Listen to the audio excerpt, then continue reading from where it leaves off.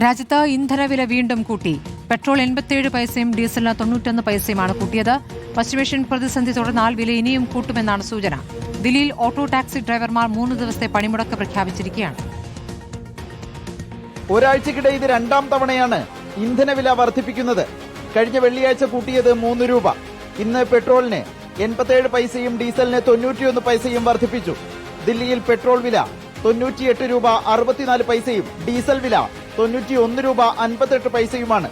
क्या करेगा, जैसे बढ़ाएगा वैसे चलना पड़ेगा हमारे. खर्चा कैसा करेगा?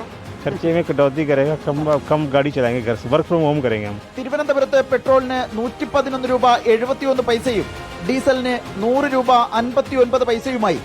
കൊച്ചിയിൽ പെട്രോൾ 109 രൂപ 71 പൈസ, ഡീസൽ 98 രൂപ 60 പൈസ.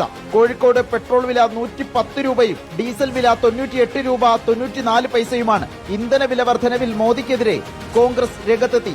വിലക്കയറ്റ മനുഷ്യനായ മോദി പൊതുജനങ്ങളെ അടിച്ചമർത്തിയിരിക്കുന്നു എന്നാണ് വിമർശനം. ദില്ലിയിൽ വ്യാഴാഴ്ച മുതൽ 3 ദിവസം ഓട്ടോ ടാക്സി ഡ്രൈവേഴ്സ് യൂണിയൻ പണിമുടക്ക് പ്രഖ്യാപിച്ചു.